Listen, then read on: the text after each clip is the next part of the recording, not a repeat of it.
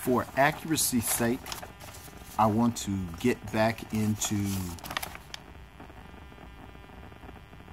Rediker and Linebaugh with the many-headed Hydra, sailors, slaves, commoners, and the hidden history of the revolutionary Atlantic.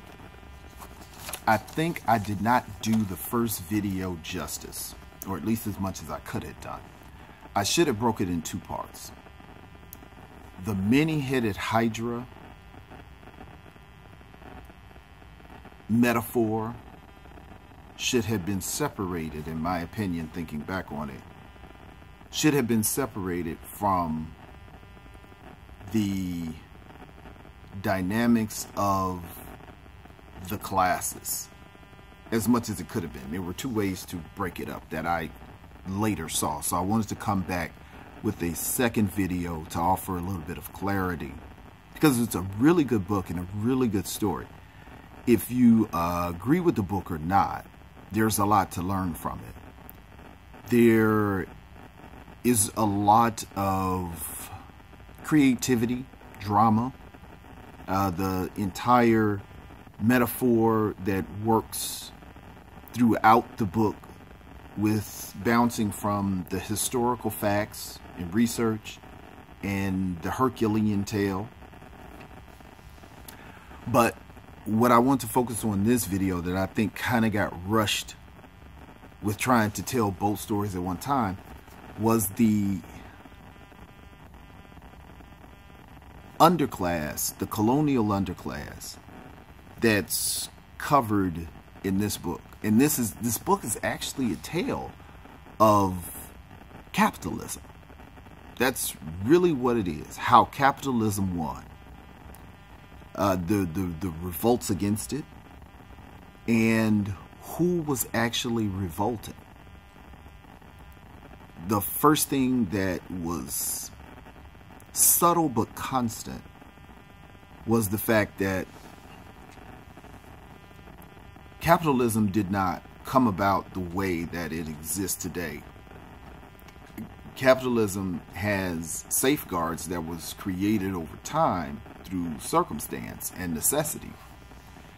When capitalism first started, privatization was the foundation of it, because privatization allowed the community to restrict others from access to wealth, as to where when there was a common society, everyone had access to go and get food or hunt or cut wood or whatever. But when a person said, I own this forest and I will hang you if you come and take wood from over here, well, now I can't build a house, I can't build a boat, I can't build a barn, I can't build all the things that I need to build.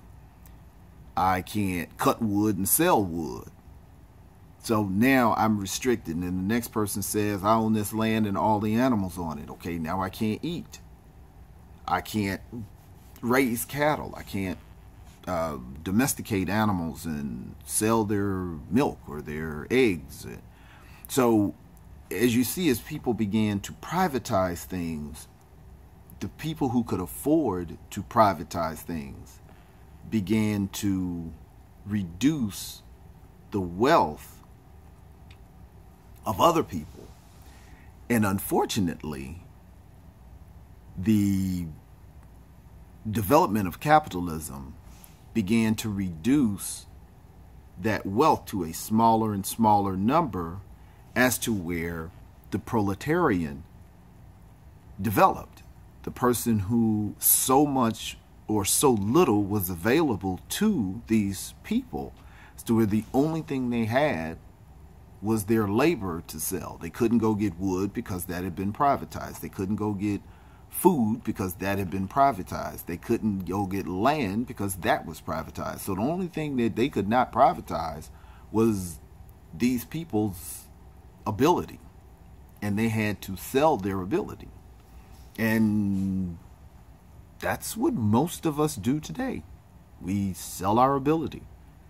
and hope to be able to get a home and things like that. But that is what the masses within the capitalistic society we live in, we're reduced to that. Even if we go to college, we're reduced to getting a job. So, that being the case, we understand where the proletarian came from, which is the foundation of capitalism. But the proletarian was made without passion or prejudice.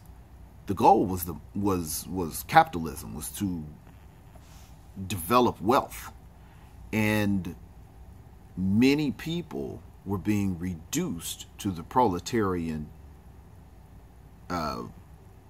demographic. And one, it wasn't fair. Two, it was new.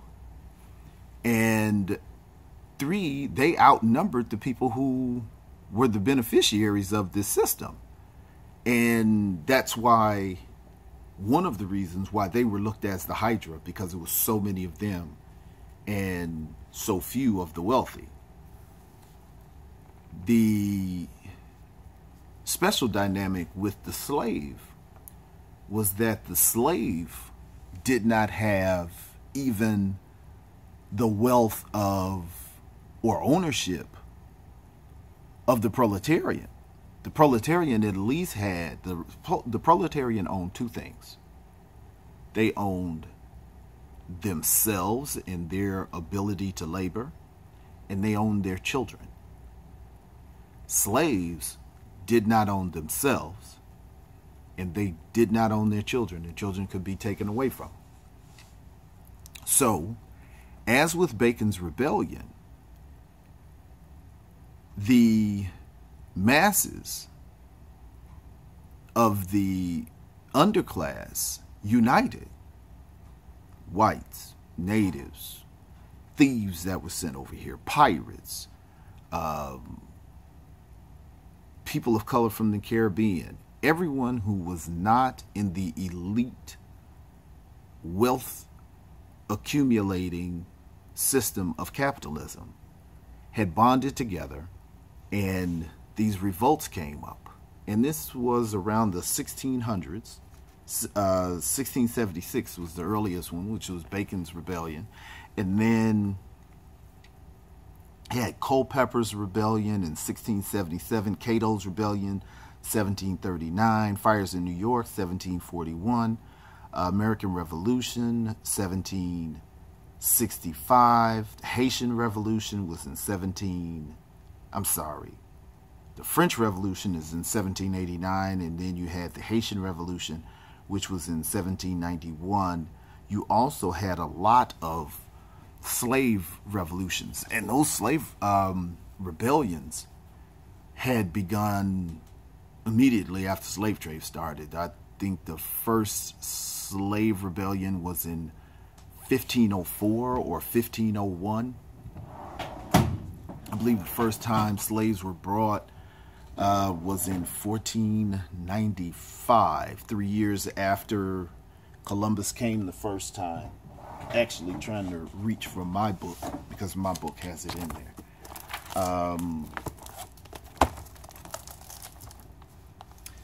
Yeah, I have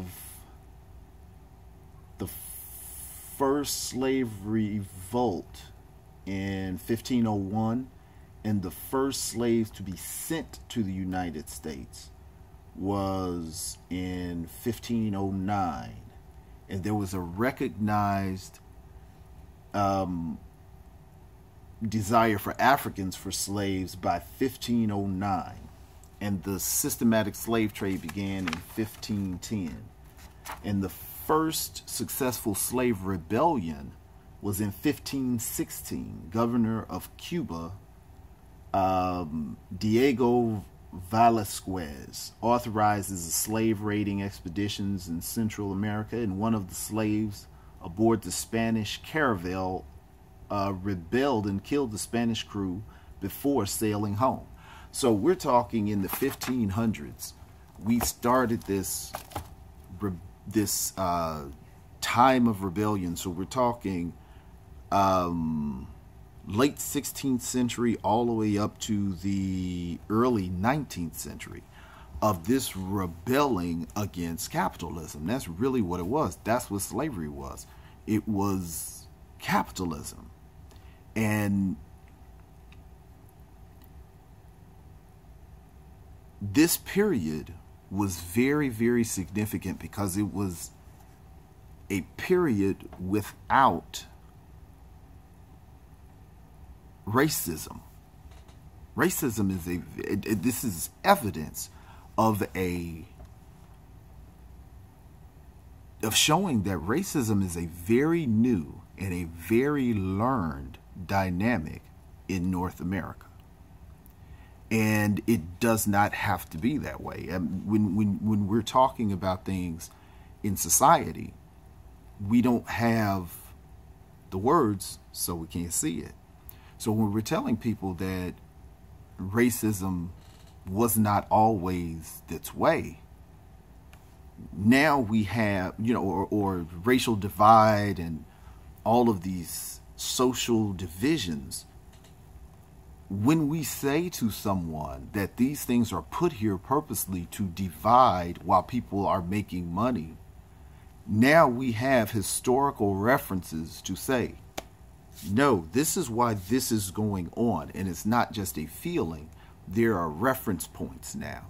So the many-headed Hydra is a perfect example of settling some of these communication that tend to go off of passion as opposed to facts or historical reference.